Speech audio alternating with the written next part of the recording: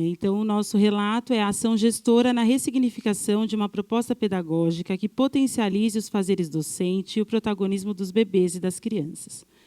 Então, em 2017, eu fui para o SEI e foi um momento de muitas inseguranças, né? Por ter uma diretora nova, embora permaneceu a AD e a coordenação, mas para as famílias também foi muito inseguro, muito incerto. Já estavam acostumados a como era, quem será que vai vir, o que será que vai propor. E nós entendemos que nós deveríamos iniciar pelo fortalecimento da equipe. A equipe gestora precisava estar coesa, precisava estar integrada.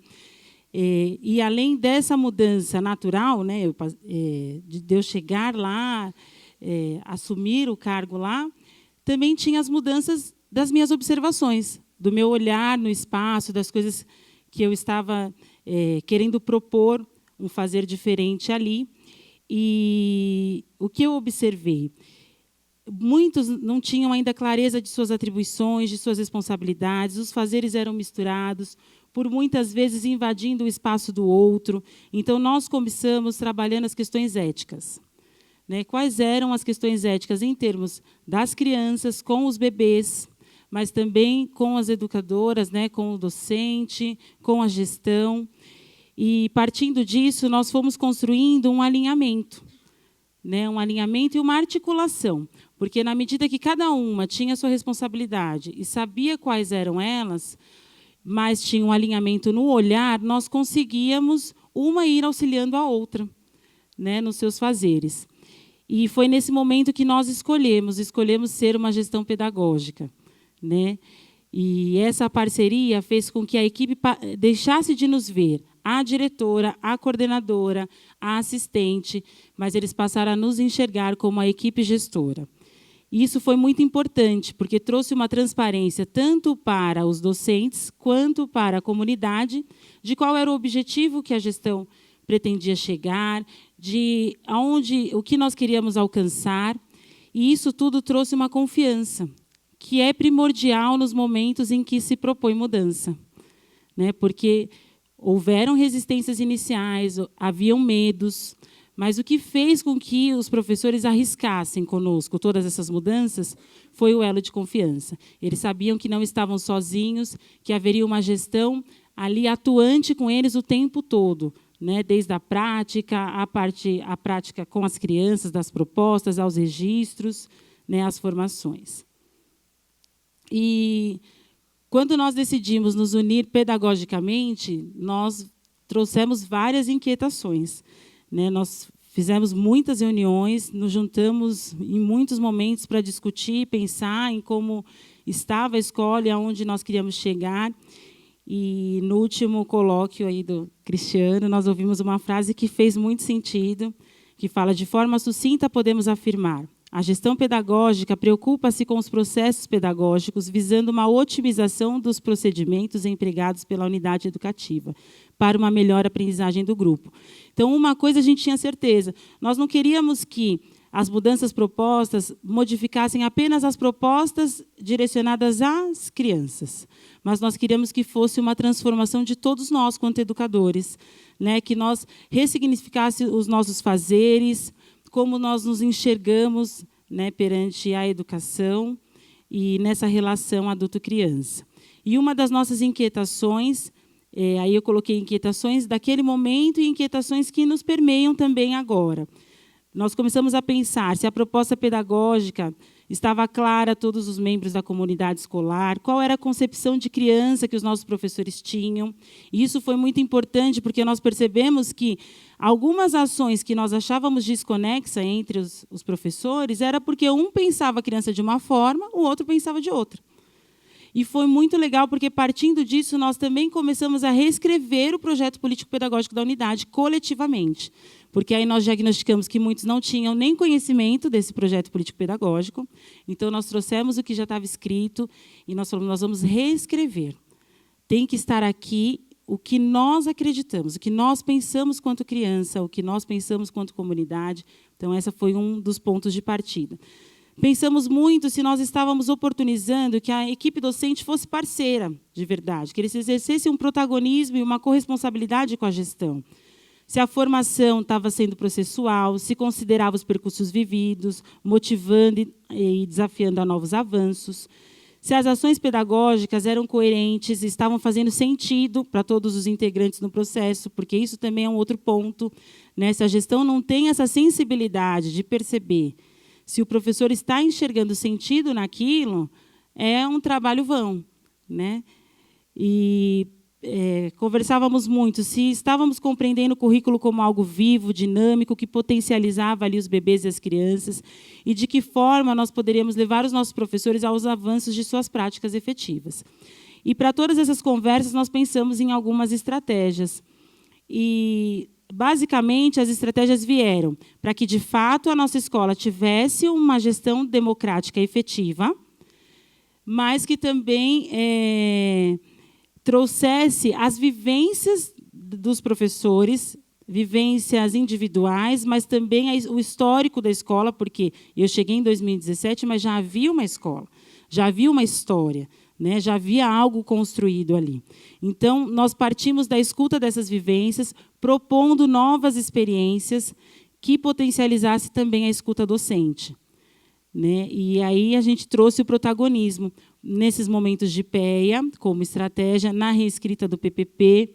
Então, os professores começaram a protagonizar algumas coisas. Começamos a trazer relatos de prática para o momento de PEA, e aí percebemos que na própria unidade, tinha pessoas que desconheciam o trabalho do outro, que foram conhecer através dos relatos de prática que ali estavam sendo expostos.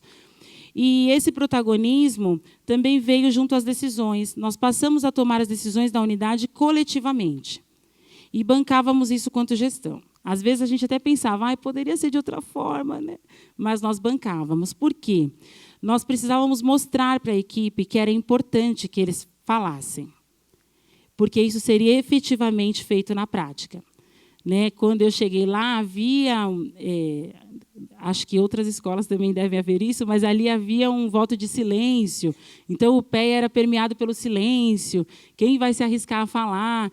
E quando eles viram que aquele que falava e o outro que não concordava e não falava tinha que fazer o que o outro falou, porque a gestão bancava aquele que falava, e aí a gente foi trazendo o entendimento de que essa formação era a corresponsabilidade de todos, que todos precisavam colocar as suas ideias, que todos precisavam falar, que só assim nós alcançaríamos maior qualidade, só assim nós avançaríamos. E isso foi muito bacana, porque essa corresponsabilidade também trouxe o pertencimento, a sensação de pertencimento. Então, antes aquela escola, que era o SEI Jardim Santa Teresa, que eu trabalho, passou a ser o SEI Jardim Santa Teresa, que faz parte da minha história, que eu tenho vivências, que eu tenho memórias, né? Então, hoje, a gente até se emociona quando lembra de alguns pontos que nós vivemos ali. E tudo isso trouxe a ressignificação da formação. Então, nós passamos a entender a formação como um processo contínuo, não só dos momentos do PEA, mas dos momentos em que estão com as crianças e com os bebês, dos momentos em que estamos em conversas informais, dos momentos externos, né? Tudo isso faz parte da composição de quem somos, e inclusive quanto educadores. E passamos a pensar nas escolhas, até mesmo naquelas que não fizemos, né? Porque o não olhar, o não mudar, o deixa isso assim, sempre foi assim, também é uma escolha. Então, hoje, nós pensamos muito mais sobre essas escolhas. O protagonismo, a reflexão e avaliação, nós entendemos que é um processo contínuo e nós trabalhamos com isso em vários momentos do ano, porque é essa reflexão que vai nos fazer avançar, né? Olhar o que foi feito, olhar para trás, e que vai fazer até, se preciso, retornar algumas coisas, né? Vamos voltar ao ponto X e tentar de novo, tentar de uma outra forma. Então, essa reflexão e avaliação, ela precisa ser constante. E a investigação e a pesquisa, porque hoje nossos professores são pesquisadores, hoje eles são investigadores, né? Não só das teorias, mas principalmente das escutas dos bebês e das crianças. Porque hoje nós temos um entendimento que mesmo aqueles bebês que ainda não falam convencionalmente, as expressões, os movimentos, né, tudo isso está nos dizendo alguma coisa, tudo isso está nos comunicando alguma coisa. E qualquer planejamento se torna mais significativo quando a gente parte dessa escuta. Então, hoje nós temos professores atentos aos movimentos dos bebês e das crianças o tempo todo. E tudo isso veio também para a garantia do direito dos bebês e das crianças. O nosso planejamento, quanto escola, como um todo, desde as questões burocráticas, aonde vai aplicar a verba, as propostas didáticas, né, aos projetos, ele vem na garantia do direito dos bebês e das crianças. Então, qual é a regra? Primeiro, a gente pensa qual direito esses bebês e essas crianças têm. Depois, a gente pensa em como facilitar o fazer adulto. Com tudo isso, né, eu trouxe aí algumas inquietações dos nossos professores durante esses processos, né? Trouxe aí uma frase, segundo M. Pickler, que também está no currículo da cidade, que diz: a capacidade dos adultos de aceitar a ideia de que as crianças são sujeitas de desejos, sentimentos e intenções próprias, favorece a apropriação do conhecimento de um mundo por meio de suas experiências. A função do adulto é oferecer uma base segura para essas descobertas. Então, hoje, é isso que os nossos docentes pensam, os nossos professores estão o tempo inteiro pensando: nós estamos propiciando que essa criança seja protagonista do seu processo, estamos tendo um ambiente seguro para que isso aconteça. Então, algumas das inquietações são: para onde está direcionado o nosso olhar? De fato, conhecemos os bebês e as crianças que atendemos e suas histórias de vida? Temos promovido um acolhimento permanente? Percebemos todos os espaços da escola como um local que oportuniza aprendizagens? Nossos espaços têm propiciado ou limitado as aprendizagens dos bebês e das crianças? Nossas propostas garantem a escolha, o movimento livre, que os bebês e crianças protagonizem o seu próprio processo de desenvolvimento? Quais possibilidades os materiais mobiliários que temos apresentado trazem aos bebês e às crianças? Com isso, claro, a necessidade constante de estudar, pesquisar, registrar e historicizar. Os documentos oficiais têm sido um grande apoio para todos esses avanços da unidade. Colocamos aí, né, a normativa, o currículo, e tem nos ajudado a reconstruir a nossa própria documentação pedagógica. Porque aí até na visita pedagógica, né, ele nos inquietou, ele falou: mas todo esse, né, o Cristiano nos indagou, né, todo esse processo que vocês viveram, está onde? Aonde está escrito isso? E aí nós entendemos que realmente, né, a intensidade de tudo isso ainda é necessário que a gente registre e historicize todo esse processo. Então, aceitando o desafio posto, a gestão fez um mapa conceitual agora nesse segundo semestre, com foco no registro. Então, esse é o nosso grande desafio. E aí nós conversamos muito, fizemos lá um levantamento de chuvas de ideias antes de construir isso. E pensamos em partir da escuta e da escrita dos docentes e usando como estratégia a avaliação, né, que nós já fazemos todo final de ano. Então, vamos usar isso fortalecido no registro. E começamos pela documentação pedagógica, então está aí toda a nossa documentação. Ele já precisa ser composto, porque já tem mais coisas. Mas, para que vocês entendam, a nossa problemática era o registro, e o que está em preto foram as provocações da gestão, né, por onde a gente ia começar a provocar. Já em azul foi a discussão da equipe. Então, a gente começou pelos relatórios individuais, pegando a normativa e pegando também o que a gente tinha construído até aqui. E lá a equipe decidiu que precisava ser ressignificado, que precisavam todos conter fala das crianças, registro fotográfico, e que o questionário, que direciona um pouco o olhar da família ao que comentar, também era muito importante, porque nós diagnosticamos que muitas das famílias ficavam perdidas ali. Tinha um espaço, comente, eles não sabiam muito bem o que comentar, e então a gente deu algumas pistas. Embora tudo isso não é novo, né, vocês podem estar pensando: mas isso está na normativa. Realmente está na normativa, mas na prática da nossa unidade, isso ainda não era para todos. Alguns relatórios tinham, outros não tinham. A partir do momento que a gestão apresenta isto, essa provocação, leva para o coletivo, é discutido e dali sai por escrito para compor o nosso PPP, isso passa a ser um avanço. Então, nós avançamos para isso. Hoje, todos os nossos relatórios têm que ter isso. Vai ser assim para sempre? Não, porque nós estamos em constante avaliação, né, em constante ressignificação. Ano que vem pode ser que outras coisas virão. Mas hoje nós podemos dizer que alcançamos esse avanço. Eu quero passar a palavra para a nossa coordenadora pedagógica. Obrigada.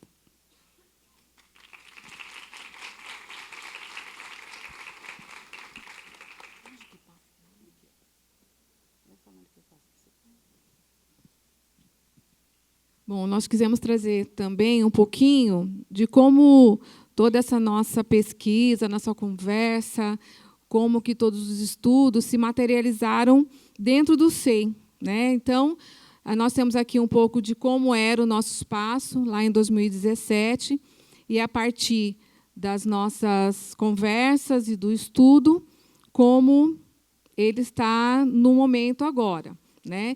Então, a nossa estética no olhar, né? Nós começamos a pensar, vamos transformar os nossos espaços em territórios de aprendizagem. Estamos nesse caminho ainda, né? Acho que a gente ainda precisa melhorar, mas eu acho que a gente já deu uma boa avançada em como está o nosso berçário, a nossa brinquedoteca, o nosso solário. Agora, a nossa maior inquietação está sendo com relação ao refeitório, né? Então, como é que esse espaço aqui, esse refeitório, pode ser um ambiente que favoreça a construção da autonomia das crianças? Que estratégias que a gente poderia usar? Como que é um mobiliário próprio, né, para essa criança, para que ela tenha uma alimentação mais saudável, com mais dignidade? Que interações que a gente tem movido nesse refeitório? E quais têm sido essas nossas observações e o que está nos inquietando? E aí, de um dia que nós fizemos um chá no parque com as crianças, que a gente tem uma horta, então nós colhemos lá hortelã, erva doce, fomos fazer um chá com as crianças no parque. E nós levamos as mesinhas das salas de aula. E quando essas mesinhas desceram, a gente olhou e a Mariana falou, se a gente fizesse um teste com essas mesinhas, vamos colocar, vamos tirar as mesas, vamos colocar, vamos ver como é que vai, o que vai dar isso? Gente, mas deu bom. Mas foi bom. Porque assim, os professores, quando eles chegaram, as crianças, eles olharam e falaram, vai ter festa? Nossa, e eles amaram. As professoras falaram, não precisa mais pôr a mesa nas salas, deixa aqui, né? E aí, o que nós fizemos? Observamos que eles gostaram, mas que os nossos bebês ainda estavam com as perninhas penduradas, eles precisavam de mobiliário novo, e está nessa pesquisa, né, na DRE, marcamos uma reunião com o nosso dirigente, o professor Lara, fomos lá, falamos para ele todo o que a gente pensava com relação aos mobiliários, ele falou, então faz um documento. Faz um documento para mim, escreve, põe lá tudo que vocês pensam, justifiquem e mandem para mim. Nós nos reunimos com algumas escolas que estavam no mesmo movimento, fizemos esse documento, entregamos, e ele nos garantiu que teremos esse mobiliário novo para 2020. Né? Inclusive do berçário, tudo mudado, transformado. Então, é o que a gente tem agora esperado. Né? Hoje em dia está assim, mas o ano que vem já vai estar diferente. Hoje também, a gente pensa, quando a gente pensa no espaço, a gente pensa num espaço que realmente seja educativo e que tenha um significado. Então, o parque ele vira, né, uma outra coisa com as crianças quando o berçário vai para lá. A gente montou piscinas, então o solário muda outra coisa, a sala de aula vira um acampamento. Então, o que a gente tem pensado, a nossa horta também, que veio esse ano, tem uma fotinho pequenininha da horta, que foi o chá, lá no parque com o Mini 2. Então, o que a gente pensa hoje temos esses espaços, eles têm que se transformar num território e tem que ter significado. Então, a gente está sempre transformando aquele espaço. As propostas pedagógicas, elas têm que potencializar a pesquisa dos bebês e das crianças. A gente entende que os bebês são pesquisadores natos, né? As crianças, nós. Então, a gente está sempre procurando propostas que façam isso, que permita que eles realmente possam pesquisar e que eles possam potencializar tudo aquilo que eles têm. A nossa escola, quem quiser conhecer, vai ser um prazer. E tem o nosso Facebook também, que dá para ver todas essas propostas que a gente tem mostrado, tem lá bem marcado lá, vocês podem ver, tá bom? E a gente gostaria que a Solange, que é a nossa assistente, terminasse com uma fala bem rapidinha. Para encerrar, então, pensando em todas essas transformações, que, graças a Deus, eu estou inserida, né? Eu escrevi um texto e queria compartilhar com todos vocês. Eu sou do tempo dos parques infantis, de campos abertos que ofereciam a natureza como ambiente desafiador e de compartilhamento das experiências. Sou do tempo das carteiras em filas e de mestres em seus púlpitos pregando suas teorias inquestionáveis. Sou do tempo em que o tempo passava devagar, os dias eram lentos. Hoje, sou do tempo das transformações e inquietações. Sou do tempo hoje de grandes tecnologias e de seres pensantes que buscam nos olhares inquietos das crianças os fazeres diferentes. Sou do tempo hoje que voa e se transforma em cada dia, onde os sonhos podem se transformar em ações concretas.